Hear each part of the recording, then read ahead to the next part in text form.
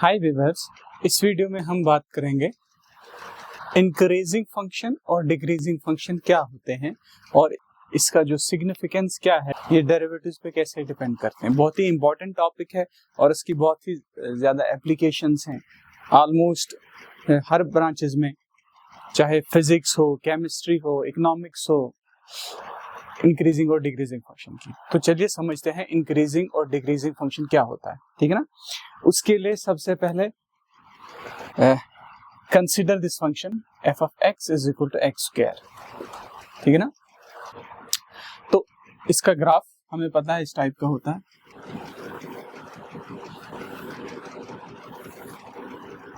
ठीक है।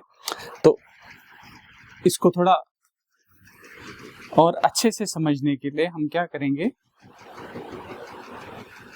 हम यहाँ पर x और f of x की वैल्यू यहाँ पर जो है वो लिखते हैं।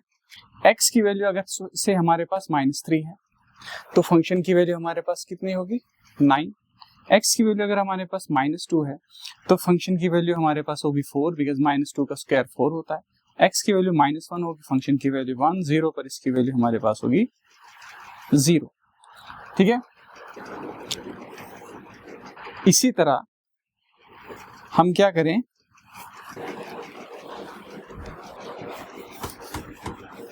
अगर मैं x की वैल्यू ले लूं 1 तो फंक्शन की वैल्यू 1, x की वैल्यू ले लूं 2, फंक्शन की वैल्यू 4, और x की वैल्यू 3 एंड फंक्शन की वैल्यू 9 एंड सो ऑन, ठीक है ना।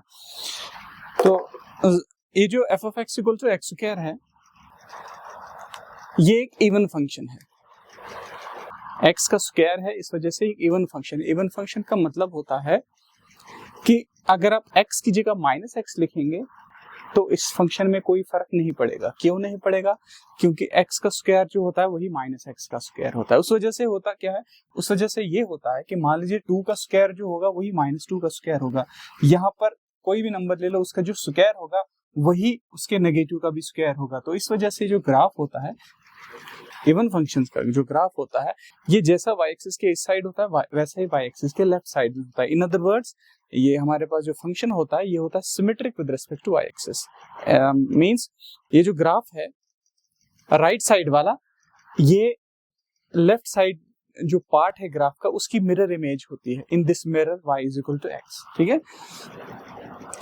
तो अगर आप एक चीज देखोगे, x की वैल्यू जब अगर हम राइट वाले हिस्से में आए, x की वैल्यू जब 0 थी फंक्शन की वैल्यू 0 थी, x की वैल्यू 1 फंक्शन की वैल्यू 1, x की वैल्यू जब 2 थी, x की वैल्यू जब मैं 2 लूंगा तो फंक्शन की वैल्यू मेरे पास आ गई 4, ठीक है ना। मींस x की वैल्यू बढ़ाने से फंक्शन की वैल्यू भी बढ़ रही है, x बढ़ाने से फंक्शन की वैल्यू बढ़ रही है। तो हम क्या बोलते हैं, हम ये बोलेंगे कि ये जो फंक्शन है it is increasing in this part, ठीक है, इस हिस्से में। जब x जो है 0 से बड़ा हो तो x बढ़ाने से फंक्शन की वैल्यू भी बढ़ रही है, ठीक है। x 0 0 फंक्शन की वैल्यू 0, x 1 था फंक्शन की वैल्यू 1 थी, x की वैल्यू जब 2 है फंक्शन की वैल्यू 4 है एंड सो ऑन। तो x बढ़ाने से फंक्शन की वैल्यू बढ़ रही है। तो हम इसी चीज को हम बोलते हैं कि जो फंक्शन है इट इज इंक्रीजिंग। लेकिन अगर हम इस वाले पार्ट में आए, means for x less than 0, ठीक है, नेगेटिव नंबर्स को अगर हम कंसीडर करें, -3 पर फंक्शन की वैल्यू थी 9, -2 पर फंक्शन की वैल्यू है 4, -1 पर फंक्शन की वैल्यू है 1। मींस x को बढ़ाने से, बिकॉज जब नंबर लाइन पे हम लेफ्ट से राइट आते हैं, -3 से -2 आए तो हम क्या कर रहे हैं, नंबर को बढ़ा रहे हैं। -3 छोटा है, -2 बड़ा है, नंबर को बढ़ाने से फंक्शन की वैल्यू डिक्रीज हो रही है। तो इस केस में हम कहते हैं ये जो फंक्शन है इट इज डिक्रीजिंग, ठीक है ना। डिक्रीजिंग फंक्शन का मतलब होता है x बढ़ाने से फंक्शन की वैल्यू कम हो, और इंक्रीजिंग का मतलब है x बढ़ाने से फंक्शन की वैल्यू भी बढ़ेगी।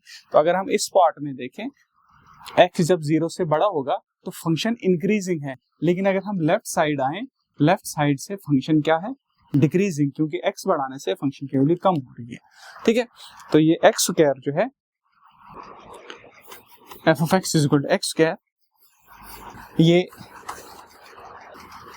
जो है अगर x 0 से छोटा है तो फंक्शन जो है इट इज डिक्रीजिंग, जब x 0 से बड़ा है तो फंक्शन इज इंक्रीजिंग। ठीक है, तो हम डेफिनेशन लिखेंगे इंक्रीजिंग और डिक्रीजिंग की। इसकी डेफिनेशन क्या है? सपोज f ऑफ x हमारे पास एक फंक्शन है, ठीक है, और i एक इंटरवल है, ठीक है ना। तो पहली चीज, if x1 is less than x2 implies f of x1 is less than or equal to f of x2 for every x1 comma x2 belongs to this interval I। यानी अगर ये एक इंटरवल ऐसा है, इस इंटरवल में अगर x1 x2 से छोटा है तो x1 पर फंक्शन की वैल्यू जो है x2 के मुकाबले में, मतलब x2 अगर x1 से बड़ा है तो x2 पर फंक्शन की वैल्यू x1 के मुकाबले में ज्यादा होगी या बराबर होगी, तो ऐसे फंक्शन को हम बोलते हैं इंक्रीजिंग। ठीक है, यानी दो पॉइंट्स हैं, एक राइट साइड में है, एक लेफ्ट साइड में है। ठीक है, x1 is less than x2 का मतलब है कि x2 जो है नंबर लाइन पे, बिकॉज नंबर लाइन पे जो नंबर बड़ा होता है वो राइट साइड में होता है, तो x2 बड़ा है, x1 छोटा है। अगर ऐसा है तो x2 पर जो वैल्यू होगी फंक्शन की वो x1 के मुकाबले में या तो बराबर होगी या इसकी वैल्यू इससे होगी ज्यादा, तो ऐसे फंक्शन को हम बोलते हैं इंक्रीजिंग। ठीक है ना, सिंपल डेफिनेशन है इंक्रीजिंग की कि x बढ़ाने से फंक्शन की वैल्यू भी बढ़े।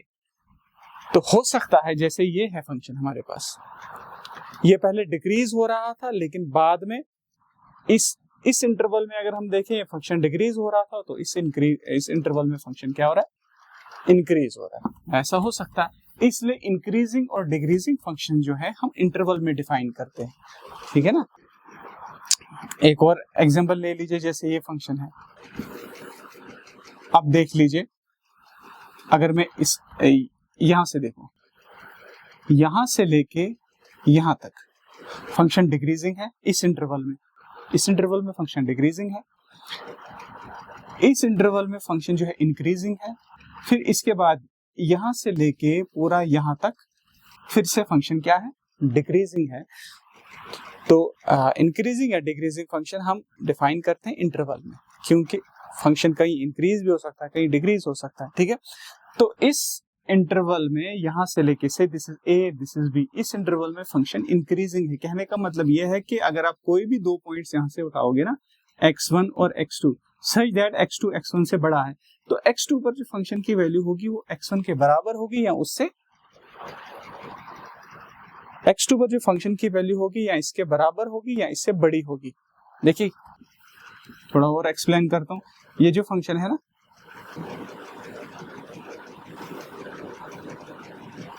इस इंटरवल से लेके इस इंटरवल तक ये फंक्शन इंक्रीजिंग है, हालांकि यहां से लेके यहां तक फंक्शन इंक्रीज नहीं हो रहा बल्कि बराबर है, यहां से ये फिर इंक्रीज हो रहा है, लेकिन स्टिल मैं ये कहूंगा कि इस इंटरवल से ये जो इंटरवल है हमारा, इस इंटरवल में फंक्शन इंक्रीजिंग है। इंक्रीजिंग क्यों है?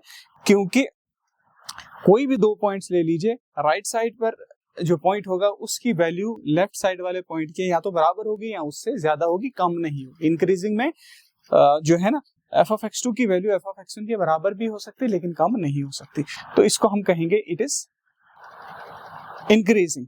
ठीक है,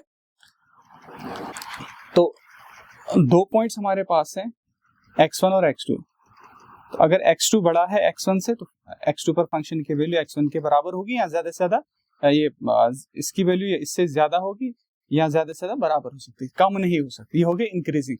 और दूसरा होता है स्ट्रिक्टली इंक्रीजिंग। स्ट्रिक्टली इंक्रीजिंग का मतलब है अगर x1 x2 से छोटा है तो x1 पर वैल्यू भी छोटी होगी, स्ट्रिक्टली लेस होगी x2 के मुकाबले में। ठीक है ना, for every x1 x2 belongs to I। ये फर्क है इंक्रीजिंग और स्ट्रिक्टली इंक्रीजिंग में। जैसे ये है, इस इंटरवल में फंक्शन इंक्रीजिंग है लेकिन स्ट्रिक्टली इंक्रीजिंग नहीं है क्योंकि कभी बराबर भी रह रही है, लेकिन इसके मुकाबले में अगर मैं ये फंक्शन देखूं, इस इंटरवल से इस इंटरवल में स्ट्रिक्टली इंक्रीजिंग है। ठीक है ना, ये ले लो, स्ट्रिक्टली इंक्रीजिंग, बिल्कुल मतलब इंक्रीज हो रही, बराबर नहीं है किसी भी दो पॉइंट्स पर।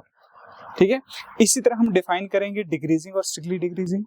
अगर x1 x2 से छोटा है, ठीक है ना, तो अगर x1 x2 से छोटा है तो x1 पर वैल्यू होगी बड़ी या बराबर greater than equal f of x2। ऐसे फंक्शन को हम बोलते हैं decreasing function. For every x1 x2 belongs to i means अब x बढ़ाने से फंक्शन की वैल्यू क्या हो रही है, कम हो रही है या बराबर है, तो इसको बोलते हैं डिक्रीजिंग फंक्शन। और स्ट्रिक्टली डिक्रीजिंग क्या हो गया, अगर x1 x2 से छोटा है तो x1 पर जो वैल्यू है वो है strictly greater than f of x2, ठीक है। और लास्ट आ गया कांस्टेंट फंक्शन। कांस्टेंट फंक्शन आ गया, अगर x1 x2 से छोटा है तो x1 पर वैल्यू जो होगी वो होगी x2 के बराबर for every x1 comma x2 belongs to i, यानी उस इंटरवल में हर पॉइंट पर फंक्शन की वैल्यू क्या हो, सेम। जैसे यहां से लेके यहां तक, a से लेके b तक, a से लेके b तक फंक्शन जो है ये कांस्टेंट है, क्योंकि कोई भी दो पॉइंट्स ले लीजिए x1 x2, x1 छोटा ले लो, x1 बड़ा x2 बड़ा ले लो, दोनों पॉइंट्स पर, किसी भी दो पॉइंट्स पर फंक्शन की वैल्यू क्या है, सेम। फंक्शन की वैल्यू होता है ये वर्टिकल हाइट, ये फंक्शन जो है एक्स एक्सिस के कितना ऊपर है, किसी भी दो डिफरेंट पॉइंट्स पर देखे फंक्शन की वैल्यू है सेम। तो a से लेके b तक जो फंक्शन है ये है कांस्टेंट। इसी इंटरवल में सोचने की बात है, अगर हम डेफिनेशन अप्लाई करें इसी इंटरवल में, मैं कह सकता हूं a से लेके b तक फंक्शन डिक्रीजिंग भी है। क्यों है डिक्रीजिंग, क्योंकि अगर आप कोई भी दो पॉइंट्स ले लीजिए ना, ये इस इक्वेशन को सेटिस्फाई करता है। अगर मैं x1 ले लूं यहां, x2 ले लूं यहां, आप देख लीजिए f ऑफ x1 जो होगा दिस इज ग्रेटर देन और equal to f of x2। Means x1 पर जो वैल्यू है वो अगर x1 x2 से छोटा है तो x1 पर जो वैल्यू है वो x2 से बड़ी होनी चाहिए, बराबर होनी चाहिए। इस इक्वेशन को सेटिस्फाई करता है। इसका मतलब हर कोई कांस्टेंट फंक्शन जो है, मतलब किसी इंटरवल में अगर कोई फंक्शन कांस्टेंट है वो वहां पर डिक्रीजिंग भी होता है। इसी तरह उसको आप उस इंटरवल में इंक्रीजिंग भी मान सकते हो, ठीक है, लेकिन स्ट्रिक्टली इंक्रीजिंग और स्ट्रिक्टली डिक्रीजिंग नहीं है। आई होप कि ये डेफिनेशन आपको समझ आ गई होगी, ठीक है। अब हम जो है डेरिवेटिव की मदद से देखेंगे कि एक फंक्शन इंक्रीजिंग या डिक्रीजिंग कब होता है, ठीक है। तो उसके लिए हमें क्या करना है, उसके लिए हमें पढ़नी है मीन वैल्यू थ्योरम, ठीक है। तो मीन वैल्यू थ्योरम का यहाँ पर मैं खाली जो है वो स्टेटमेंट लिखता हूँ। मीन वैल्यू थ्योरम क्या है, मीन वैल्यू थ्योरम है, पहले मैं इसको ग्राफिकली हम देखेंगे। सपोज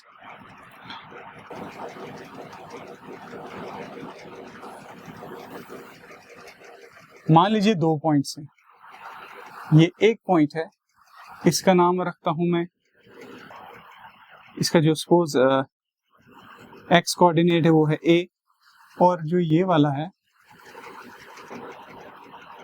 इसका जो सपोज एक्स कोऑर्डिनेट है वो है x equal to b। Function है हमारे पास y is equal to f of x। Suppose ये फंक्शन जो है ये स्मूथ है in open interval a comma b। Smooth का मतलब है कि हर जगह जो है स्लोप एग्जिस्ट करता है, हर जगह आप टेंजेंट ड्रा कर सकते हो, तो जो टेंजेंट का स्लोप होगा वही उस पॉइंट पर स्लोप होगा, ठीक है ना। तो ये जो पॉइंट है आपके पास, suppose this is point a, function है y is equal to f of x, इसका जो x कोऑर्डिनेट है वो है a, y कोऑर्डिनेट ऑब्वियसली होगा f of a। Suppose this is point b, इसका जो x कोऑर्डिनेट है वो है b और y कोऑर्डिनेट होगा इसका f ऑफ b। अगर मैं क्या करूं, इन दो पॉइंट्स को ज्वाइन करूं, ये आपके पास आ गया, ठीक है ना। तो मीन वैल्यू थ्योरम क्या कहती है, चलो पहले मैं इसका स्टेटमेंट लिखता हूं। स्टेटमेंट ये है कि अगर हमारे पास एक फंक्शन है जो कंटिन्यूअस है close interval a comma b में,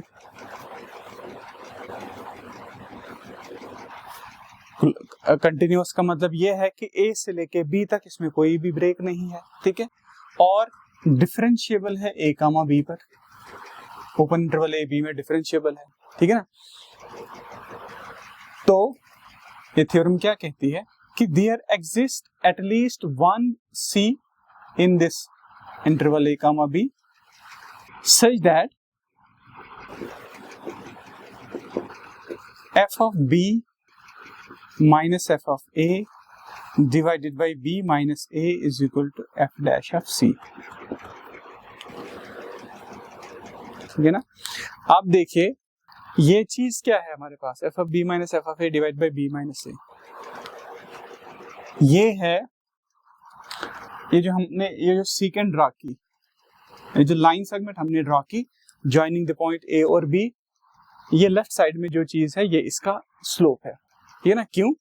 देखो अगर आप यहां से एक लाइन ड्रा करोगे परपेंडिकुलर टू दिस, ये चीज जो होगी यहां से लेके यहां तक, यहां से यहां तक है, दिस इज एफ ऑफ ए, तो ये भी एफ ऑफ ए है, यहां से लेके यहां तक एफ ऑफ ए, ये एफ ऑफ बी है, तो ये चीज जो होगी ये वाला, ये हमारे पास होगा f of b minus f of a, और ये चीज जो है this is b minus a, because हमारे पास यहां से लेके यहां तक बी है और यहां से लेके यहां तक हमारे पास क्या है ए, तो दिस इज बी माइनस ए। चलिए, तो this side divided by this side is tan theta, और tan थीटा जो होता है वो होता है स्लोप इस AB का। ठीक है, तो इसका मतलब ये हुआ कि f of b minus f of a मतलब परपेंडिकुलर अपॉन बेस, ये चीज this is slope of this line segment, इसका स्लोप है। ठीक है ना। तो बेसिकली मीन वैल्यू थ्योरम कहता क्या है कि अगर हमारे पास ये कंडीशन है, एक फंक्शन है जो क्लोज इंटरवल पे कंटिन्यूअस है, ओपन इंटरवल में डिफरेंशिएबल है, तो जो इस लाइन सेगमेंट का स्लोप होगा, ठीक है ना, तो there will exist a point C जहां पर जो टेंजेंट का स्लोप है इसके बराबर होगा। ठीक है, यानी एक ऐसा पॉइंट एग्जिस्ट करेगा इस ओपन इंटरवल में जहां पर जो टेंजेंट है ना, जो टेंजेंट है वो इसके पैरेलल होगी। ठीक है, और हमें पता है दो पैरेलल लाइंस का स्लोप हमेशा बराबर होता है। ठीक है, तो यह है मीन वैल्यू थ्योरम। ठीक है, कि अगर हमारे पास एक फंक्शन है कंटिन्यूअस से क्लोज इंटरवल में ए बी में डिफरेंशिएबल है, तो एक पॉइंट, कम से कम एक पॉइंट जरूर ऐसा एग्जिस्ट करेगा जहां पर ये जो आपके पास टेंजेंट जो होगी ना उस पॉइंट पर वो इस लाइन के पैरेलल होगी। ठीक है, तो उसका हम यूज करेंगे इस मीन वैल्यू थ्योरम का। ठीक है, सपोज एफ हमारे पास फंक्शन है जो कंटिन्यूअस है इस open interval close interval sorry a comma b, और डिफरेंशिएबल है open interval a comma b में। ठीक है ना। तो पहली चीज,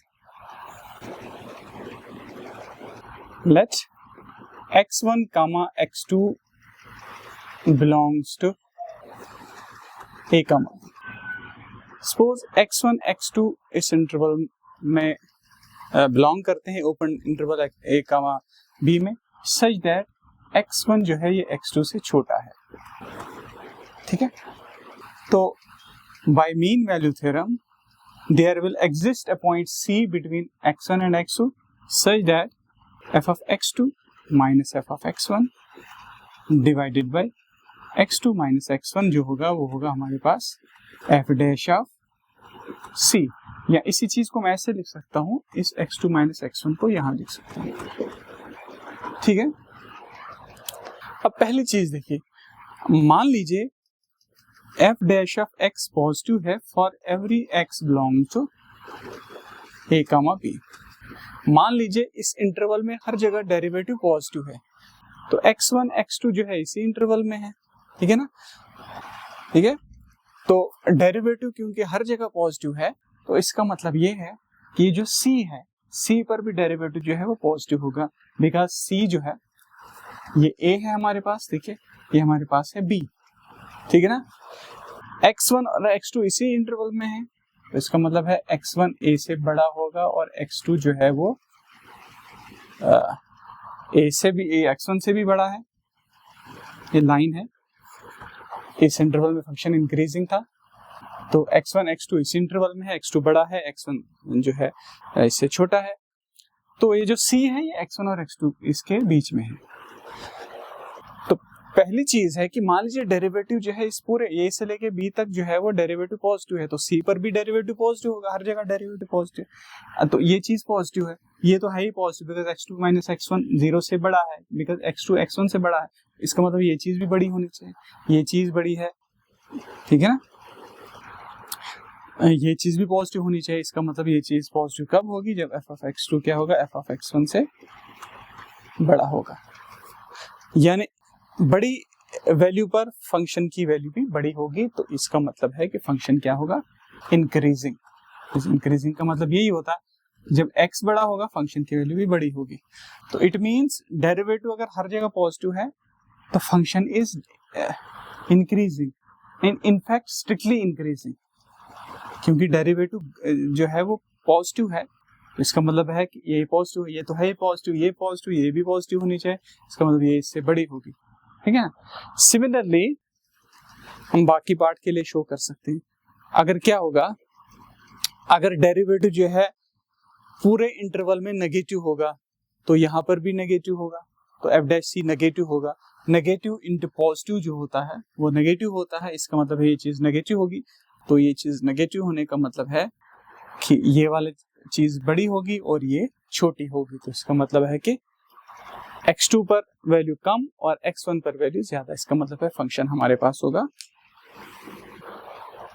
डिक्रीजिंग, ठीक है।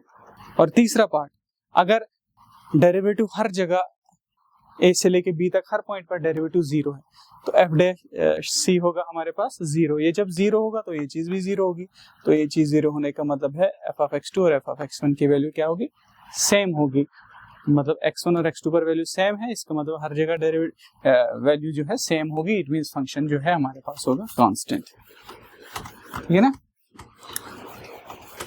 अब हम जो है इसको अप्लाई करेंगे, इस जो हमने अभी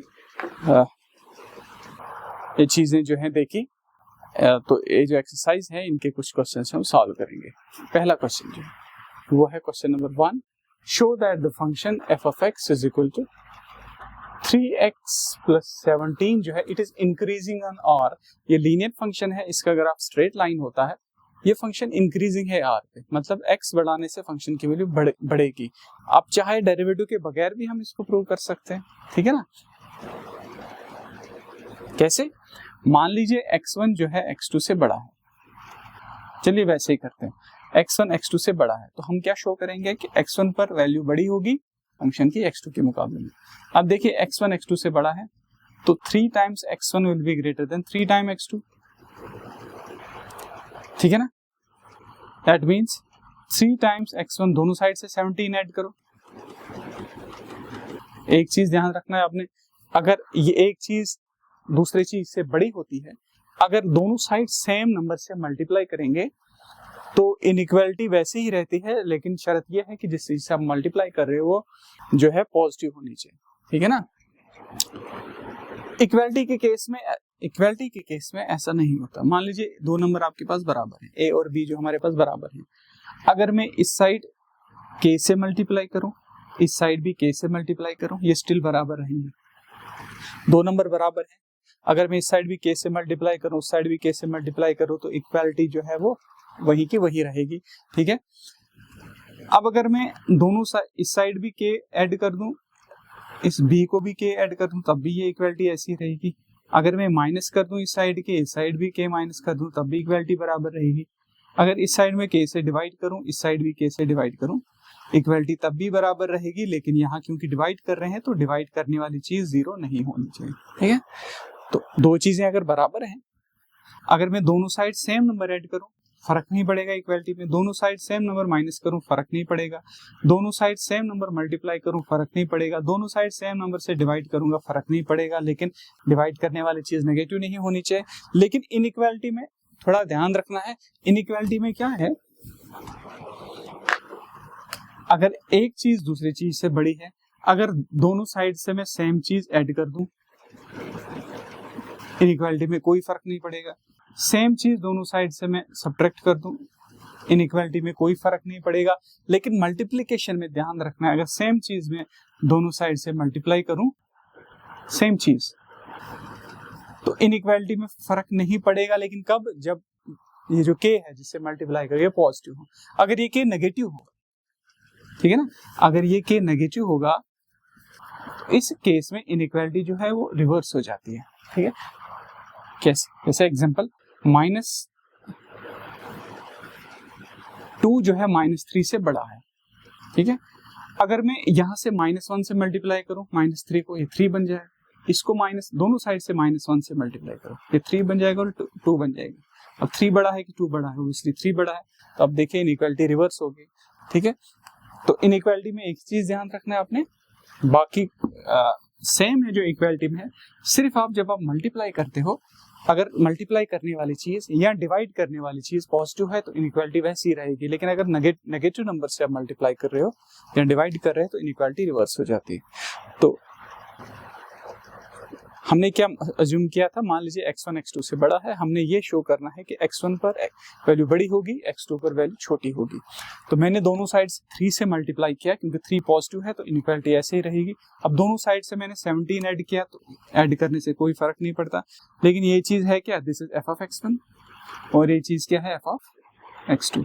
इसका मतलब है x1 पर फंक्शन की वैल्यू ज्यादा है x2 के मुकाबले में, इसका मतलब ये फंक्शन इंक्रीजिंग है, x बढ़ाने से फंक्शन की वैल्यू बढ़ती है। 1 पर देखोगे वैल्यू क्या होगी, जो भी होगी 3 पर उससे ज्यादा होगी, 5 पर देखो उससे भी ज्यादा होगी, that means this function is ever increasing, और कभी भी बराबर नहीं है, बढ़ती जाती है। तो अगर हम डेरिवेटिव टेस्ट अगर हम इसमें करेंगे, तो अगर हम इसका डेरिवेटिव निकालेंगे f डैश x, ये क्या है 3। अब क्योंकि डेरिवेटिव पॉजिटिव है, इसका मतलब ये हुआ कि फंक्शन जो है वो इंक्रीजिंग होगा। ठीक है, question number 2, show that the function f of x is equal to e raised power 2x is increasing on r।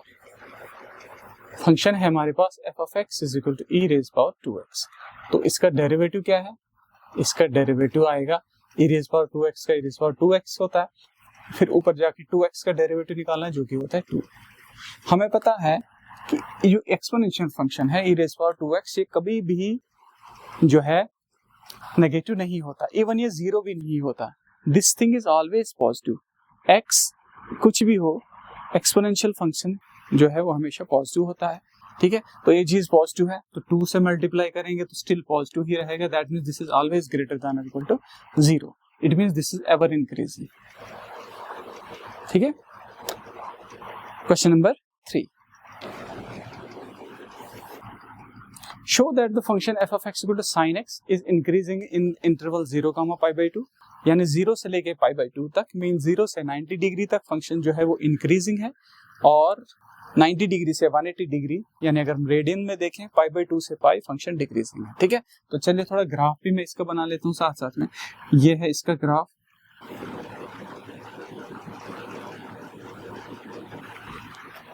थोड़ा मैं इसका ग्राफ यहाँ पर खींच लेता हूँ।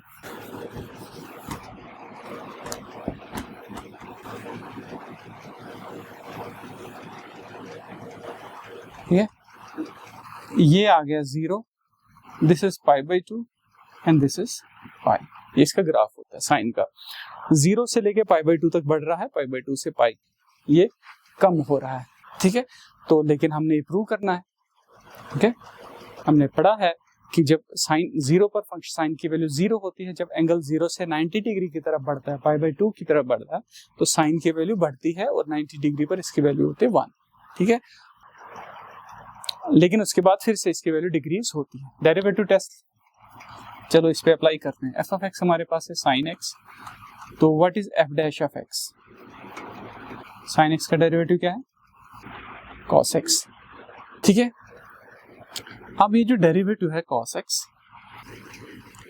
हमें पता है ये पॉजिटिव होता है कब, 0 से pi by 2 के बीच में, यानी जब एंगल 0-90 डिग्री के बीच में होता है cos पॉजिटिव होता है, और ये जो cos है जो कि डेरिवेटिव निकला साइन का, ये नेगेटिव होता है pi by 2 से pi, यानी सेकंड क्वाड्रेंट में। सेकंड क्वाड्रेंट हो गया pi by 2 से लेके pi, ये cos होता है नेगेटिव, तो इसका मतलब है इस इंटरवल में ये जो फंक्शन है ये डिक्रीजिंग होगा।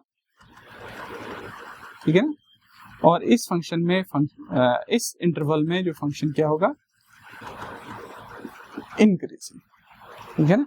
क्यों होगा इस इंटरवल में इंक्रीजिंग? बिकॉज इसका डेरिवेटिव जो है cos x निकला, cos x इस इंटरवल में पॉजिटिव है तो फंक्शन इस इंटरवल में इंक्रीजिंग होगा। cos x इस इंटरवल में नेगेटिव होता है, इसलिए sin x इस इंटरवल में होगा डिक्रीजिंग, ठीक है। क्वेश्चन नंबर 5, क्वेश्चन नंबर 5 क्या कहता है? हमारे पास फंक्शन है हमारे पास फंक्शन है f of x is equal to 2x cube, एक पॉलिनोमियल फंक्शन है, -3x स्क्वायर -36x प्लस 7। हमने देखना है कि ये किस इंटरवल में इंक्रीजिंग है, किस इंटरवल में डिक्रीजिंग। इंक्रीज कब हो रहा है, डिक्रीज कब हो रहा है। चलिए हम इसका डेरिवेटिव निकालते हैं। f डैश x क्या होगा? 6x स्क्वायर, 2 नीचे 6x -36। तो इसको फैक्टराइज करता हूं मैं, 6 कॉमन अंदर बचा x स्क्वायर -x -6, तो 6 कॉमन, मिडिल टर्म को स्प्लिट करते हैं तो ऐड करके -x आना चाहिए, मल्टीप्लाई करके -6x स्क्वायर, ये मेरे पास बनेगा 2x -3x, मैंने स्प्लिट किया -x को 2x -3x -6 है। This is equal to 6 times, इन दो में क्या कॉमन है? इन दो में x कॉमन है तो यहाँ x बचा और यहाँ +2 बचा। इन दो में -3 कॉमन, यहाँ x बचा और यहाँ बचा +2। तो दोनों में क्या कॉमन है? x + 2, ठीक है ना। यहाँ बचा x और यहाँ बचा 3। Therefore जो डेरिवेटिव निकला इस फंक्शन का वो हमारे पास आ गया 6 टाइम्स x + 2 × x - 3। अब हमने देखना है कि ये फंक्शन जो है, हमें बेसिकली देखना है फंक्शन किस इंटरवल में इंक्रीजिंग है और किस इंटरवल में डिक्रीजिंग है। तो बेसिकली हम क्या करेंगे, हम देखेंगे जो डेरिवेटिव निकला ये पॉजिटिव कहाँ होगा और नेगेटिव कहाँ होगा, ठीक है। तो सबसे पहले देखते हैं हम ये इंक्रीजिंग कब होगा। इंक्रीजिंग कब होगा? जब डेरिवेटिव जो है वो पॉजिटिव होगा। डेरिवेटिव पॉजिटिव कब होगा? जब ये चीज पॉजिटिव है। तो ये चीज पॉजिटिव कब होगी? 6 को छोड़े तो है ही पॉजिटिव, जब ये भी पॉजिटिव है और ये भी पॉजिटिव है। इसका मतलब है x जो हमारे पास x + 2 पॉजिटिव कब होगा? जब x + 2 पॉजिटिव कब होगा? जब x हमारे पास -2 से बड़ा होगा, ठीक है ना। x जो होना चाहिए -2 से बड़ा, क्योंकि जब x -2 से बड़ा होगा तब x + 2 जो है वो पॉजिटिव होगा। और क्योंकि ये चीज भी पॉजिटिव होनी चाहिए, इसका मतलब है x होना चाहिए, ये चीज बड़ी कब होगी? जब x होगा 3 से बड़ा। x -2 से बड़ा भी होना चाहिए और 3 से बड़ा भी होना चाहिए। तो कंबाइन करके अगर मैं लिखूंगा x होना चाहिए 3 से बड़ा, ये दोनों चीजें तभी पॉसिबल है। बिकॉज अगर x -2 से बड़ा होगा, 3 से बड़ा नहीं होगा, 3 से छोटा होगा, तो ये चीज नेगेटिव होगी, ये चीज होगी पॉजिटिव। तो इसका मतलब ये हुआ कि दोनों को कंबाइन करके मैं लिखूंगा अगर x 3 से बड़ा होगा तो ये चीज भी पॉजिटिव होगी, अगर x 3 से बड़ा है ये चीज पॉजिटिव होगी और ये चीज भी पॉजिटिव होगी, तो ओवरऑल जो डेरिवेटिव है पॉजिटिव होगा। या दूसरी कंडीशन ये है कि ये भी नेगेटिव हो और ये भी नेगेटिव हो। तो ये ऐसा कब हो सकता है? जब x हमारे पास x + 2 नेगेटिव कब होगा? x + 2 0 से कम कब होगा? जब x जो है -2 से बड़ा होगा, ये सॉरी छोटा होगा। जब x -2 से छोटा होगा, मींस x जब -2 से छोटा होगा तो ये चीज ऑटोमेटिकली नेगेटिव होगी। बिकॉज x जब -2 से छोटा होगा तो दैट मीन्स x जो है नेगेटिव नंबर होगा। x जब नेगेटिव होगा, -3 कर दो नेगेटिव ही रहेगा। इट मीन्स x जो है -2 से छोटा होना चाहिए। उस केस में क्या होगा? ये चीज भी नेगेटिव, ये चीज भी नेगेटिव, तो प्रोडक्ट पॉजिटिव होगा। या क्या होना चाहिए? या x जो है 3 से बड़ा होना चाहिए। क्यों?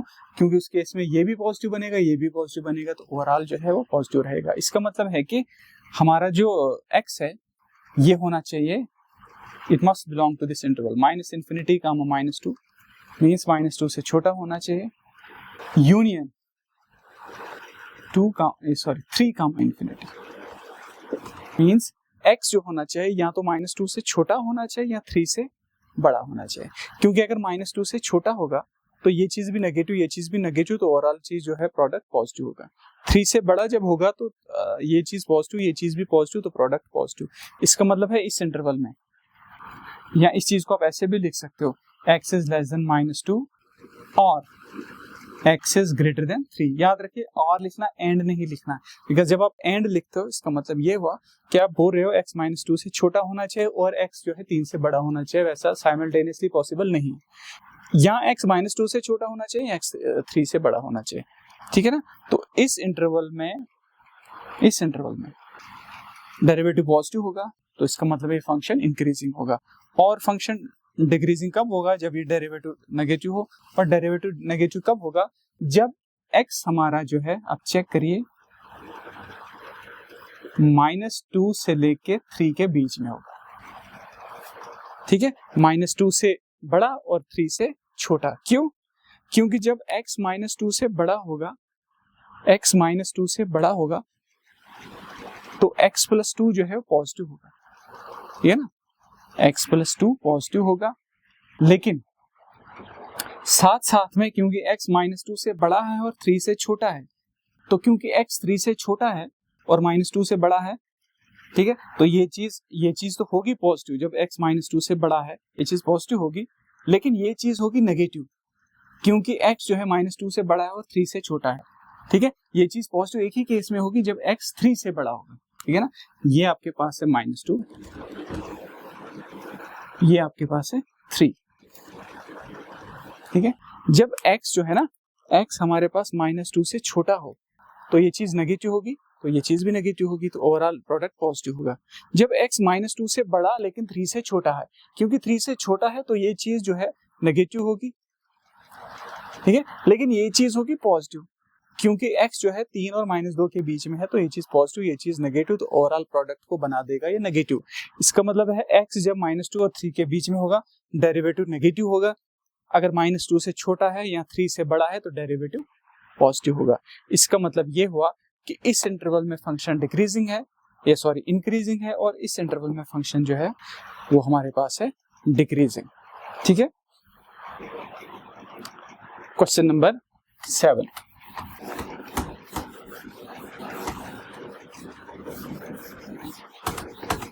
क्वेश्चन नंबर 7 क्या है?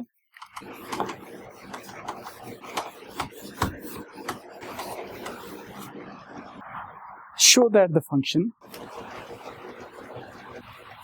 f of x is y is equal to log of 1 plus x minus 2x divided by x plus 2। हमारा डोमेन क्या है? डोमेन है x is greater than -1, यानी जब भी x -1 से बड़ा होगा हमें शो करना है दिस फंक्शन इज इंक्रीजिंग, ठीक है। बिकॉज यहाँ देखो लॉ का डोमेन होता है पॉजिटिव नंबर्स, तो यहाँ पर 1 + x से पॉजिटिव होना चाहिए, और 1 + x पॉजिटिव कब होगा? जब x जो है -1 से बड़ा होगा। 1 + x पॉजिटिव तब होगा, 1 को उधर ले जाओ, -1 बनेगा जब x -1 से बड़ा होगा। तो यानी इसका जो डोमेन है जो है those numbers which are greater than -1, इस पूरे डोमेन में ये फंक्शन जो है वो इंक्रीजिंग है। तो इसका मतलब है हमने शो करना है कि जब भी मतलब इस पूरे डोमेन में, यानी जो हमारा दिस इज 0, दिस इज -1, जब भी x -1 से बड़ा होगा, फिर चाहे कुछ भी हो, इसका डेरिवेटिव हमने शो करना है पॉजिटिव है, तो ऑटोमेटिकली प्रूव हो जाएगा कि ये उस इंटरवल में इंक्रीजिंग है।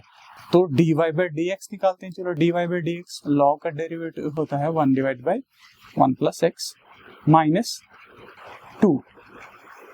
अब x/x + 2 का डेरिवेटिव निकालते हैं कोशेंट रूल से। Denominator as it is into derivative of numerator, numerator यहाँ x है और x का डेरिवेटिव 1 होता है, minus x as it is into derivative of denominator x + 2 का डेरिवेटिव होता है 1 डिवाइडेड बाय डिनोमिनेटर का square. This is equal to 1 divided by 1 + x -2, हमारे पास आ गया x + 2 minus x divided by x + 2 का होल स्क्वायर। ये कैंसल, हमारे पास आ गया 1 डिवाइडेड बाय 1 + x माइनस हमारे पास क्या बचा 4 डिवाइडेड बाई एक्स प्लस 2 का होल स्क्वायर। ठीक है, दिस इज इक्वल टू, अब डिनोमिनेटर क्या आ जाएगा, डिनोमिनेटर आ जाएगा 1 plus x into x plus 2 का होल स्क्वायर, मल्टीप्लाई 4 को यहाँ लगेगी, मल्टीप्लाई 4 इंटू 1 प्लस एक्स, ठीक है ना, 1 को यहाँ मल्टीप्लाई लगेगी, हमारे पास आएगा x प्लस 2 का होल स्क्वायर, माइनस 4 को यहाँ मल्टीप्लाई लगेगी, ये बनेगा 4 इंटू 1 प्लस एक्स। ठीक है, this is equal to x plus 2 का होल स्क्वायर जो होता है ये होता है x square plus 4 plus 4x minus 4x divided by क्या आ गया हमारे पास x plus 1 into x plus 2। This is equal to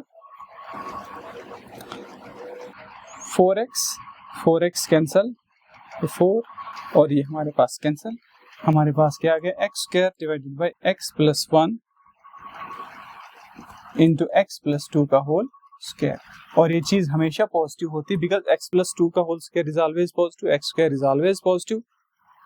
ठीक है ना, और ये चीज पॉजिटिव तभी होगी जब x ग्रेटर देन होगा, जब ये चीज भी क्या हो पॉजिटिव, और ये चीज पॉजिटिव कब होगी जब x जो है -1 से बड़ा होगा।